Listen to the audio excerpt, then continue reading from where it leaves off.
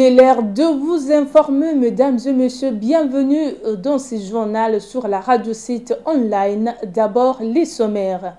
Le gouvernement de Warrior, plus que déterminé à offrir au peuple congolais un environnement social, économique, politique approprié, voilà qui justifie le 3 jours de séminaire qui se tient à l'hôtel du Fleuve. Toutes les précisions dans ce journal. Et puis, la hiérarchie de FARDC déterminée à élaguer les militaires fictifs. C'est comme ça qu'une carte biométrique est déjà disponible à Kitona. Vous allez suivre dans ce journal. Ouvrons ce journal avec cette brève. La 4e vague de Covid-19 s'annonce. C'est le coordonnateur national de la cellule des ripostes, Dr Jean-Jacques Muyembe, et qui l'a dit jeudi dans son message d'alerte. Il appelle le Congolais et Congolaises à se faire vacciner pour éviter la contamination. Dr Muyembe insiste sur la vaccination et pourtant il y a rupture des stocks de vaccins AstraZeneca. Et puis l'enseignement supérieur et universitaire, le ministre Moïndo Zangui a lancé jeudi les travaux préparatoires des États généraux sur les réformes de la loi 4 portant organisation et fonctionnement des LESU. Le gouvernement de Guerrier ne veut rien laisser. Les Warriors sont invités à se distinguer chacun dans son département pour attendre le résultat. Après l'interdiction de la vente obligatoire des syllabus dans les universités et instituts supérieurs et l'installation de la connexion gratuite de l'Internet. C'est le tour de réforme de la loi cadre et la plus grande réforme de cette loi est celle du système LMD. À en croire, Moïndo Zangui, patron des LESU. J'ai été chargé de tout faire pour faire aboutir les réformes prévues dans la loi cadre. Et parmi ces réformes, la plus grande réforme, c'est la réforme LMD. Le ministre tient par ses travaux à produire un document devant servir de base aux prochains états généraux dont la date reste à fixer. Donc les travaux préparatoires des états généraux aujourd'hui vont se concentrer à pouvoir préparer tous les documents nécessaires qui feront l'objet de discussions dans les états généraux, mais avec un seul objectif, aller de l'avant pour que la réforme LMD à partir de l'année prochaine soit effective dans l'ensemble des établissements d'enseignement supérieur universitaire. C'est la loi qu'il a prévue, c'est l'option que le gouvernement a levée et cette option, elle est à l'avantage des Congolais, puisque ce que nous voulons, c'est que nous ne produisions plus de diplômés qui vont aller jouer au jeu des dames. Nous voulons former des gens qui vont être utiles pour notre pays. Moïndo Zangui reste déterminé à revêtir l'enseignement supérieur et universitaire d'une nouvelle robe.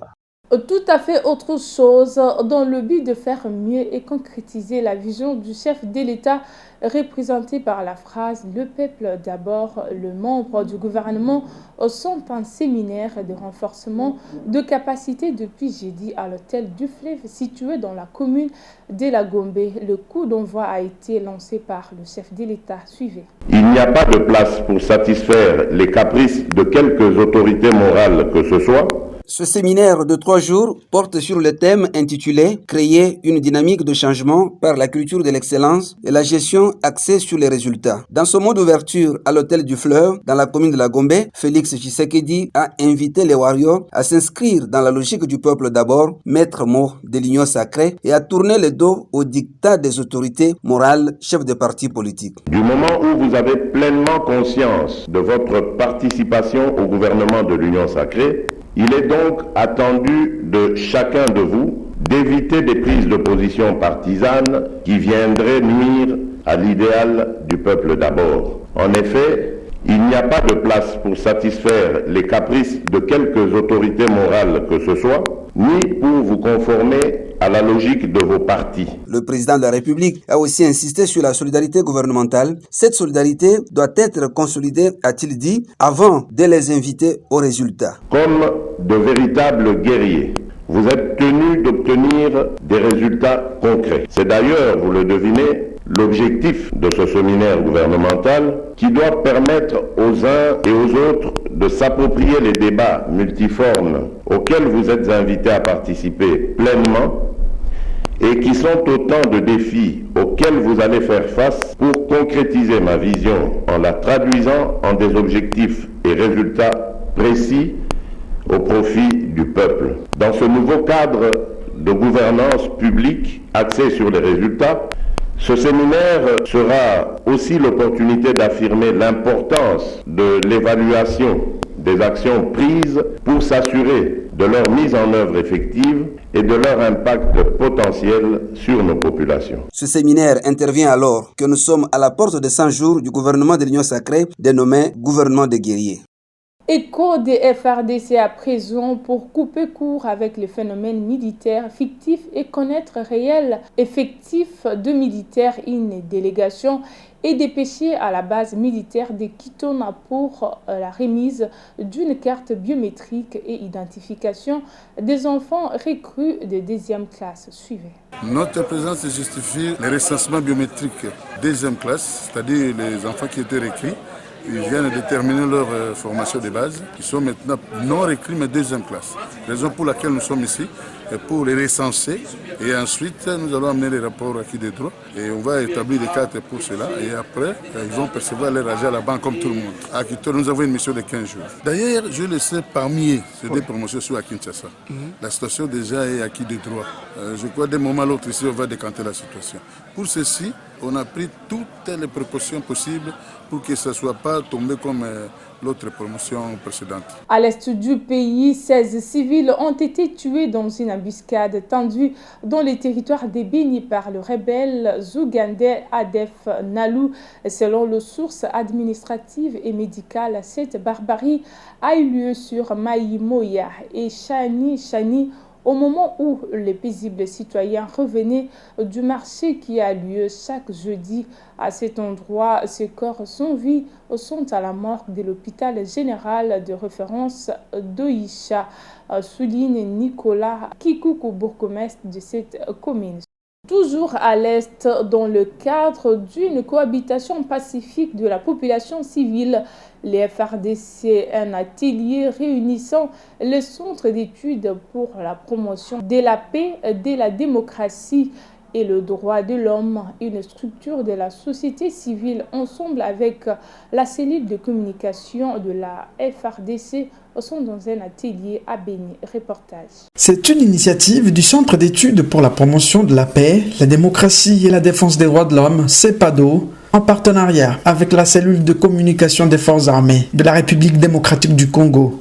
Cela pour une communication positive en cette période de l'état de siège, où la population a le devoir de soutenir par tous les moyens les efforts visant à restaurer la paix et la sécurité dans la région. Dans cette salle de conférence de l'hôtel La Référence Plus à Béni, les leaders communautaires, sociopolitiques, les acteurs de la société civile, les animatrices des associations féminines, aux côtés des autorités politico-administratives et militaires locales, ont été sensibilisés pour la cause. Nous sommes conscients que le contexte que nous traversons, c'est un contexte favorable à une autre forme de guerre, la guerre médiatique et psychologique. Les terroristes utilisent cette forme de guerre pour arriver à semer la méfiance entre la population et les forces armées, la police, les autorités animateurs de l'état de siège et même les partenaires de l'État congolais. Alors le CEPADO, en partenariat avec la cellule de communication de FRDC, voudrait engager toute la communauté en faveur de la communication positive pour la réussite de l'état de siège. Une initiative qu'encourage également le président de la coordination urbaine de la société civile de Béni. Dans cette séance, on a pu être édifié quant à ce qui concerne la communication civilo-militaire. Donc nous pensons que cette fois-ci, ou encore une fois, la population, tous ceux qui représentent la population à la ville de Béni et ceux-là qui représentent l'armée auront une bonne communication entre eux. Pour sa part, l'armée, représentée par le porte-parole du secteur opérationnel Grand Nord, se réjouit de la prise de conscience par tous de la situation sécuritaire dans la région. Ce n'est pas un fait de hasard. C'est parce que tout le monde a compris que la guerre, que la question sécuritaire, c'est l'affaire de tous. Journalistes, communicateurs, acteurs et leaders, chacun dans son domaine, a un rôle à jouer. La question sécuritaire ne concerne pas non seulement l'armée et la police, mais aussi la population. L'objectif de ce cadre d'échange est notamment d'appuyer médiatiquement les animateurs de l'état de siège, mais également mener des actions de masse en faveur des relations civilo-militaires afin de contribuer à la pacification de la région. Les participants ont émis les vœux de voir ce cadre d'information et de conscientisation s'étendre sur toute la zone concernée par la mesure de l'état de siège. Encore des réactions sur la proposition de loi Noël Tiani du professeur Moussamba Chibalabala n'a pas tergiversé au micro de Jean de Dieu Moukadi. Moussamba Chibalabala affirme que c'est au peuple congolais de juger la pertinence à une opportunité de cette loi. Suivez.